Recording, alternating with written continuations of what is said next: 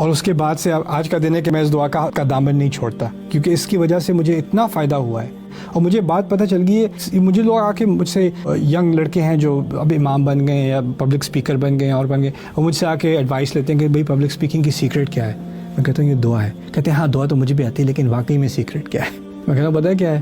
دل اگر اطمینان میں ہونا تو آپ کو کوئی اور بننے کی ضرورت نہیں ہے۔ اگر آپ نے یہ مائک لگایا ہوا ہے، آپ نے کیمرہ آن کیا ہوا ہے یا آپ سٹیج پہ کھڑے ہو، تو آپ کو کوئی امپریسو چیز بننے کی ضرورت نہیں، جیسے آپ ہو ویسے ہی ہو، کیونکہ آپ کا دل ریلیکسڈ ہے اور آپ کے سامنے صرف ایک مقصد ہے، کسی کو امپریس کرنا نہیں۔ آپ کا صرف ایک ہی مقصد ہے، وہ کیا ہے؟ یفقہوا قولی، کہ وہ میری بات سمجھ جائیں، میری بات گہرائی سے سمجھ جائیں۔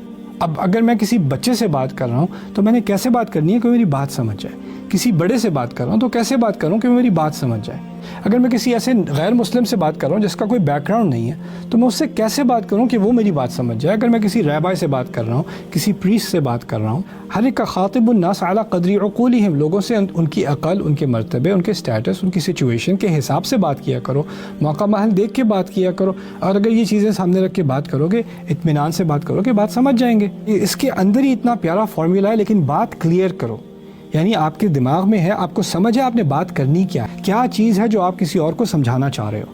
اگر یہ چیز آپ کے سامنے ہے تو پھر یہ آرٹیفیشل چیزیں کرنے کی آپ کو ضرورت نہیں پڑے گی، آپ کو کوئی مزید باہر سے تیاری کرنے کی ضرورت نہیں پڑے گی۔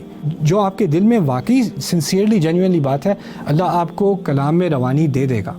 یہ ہے رب اشرح لی صدری ویسر لی امری واحلل عقدۃ من لسانی یفقہوا قولی، نروسنس ختم ہو جائے گی۔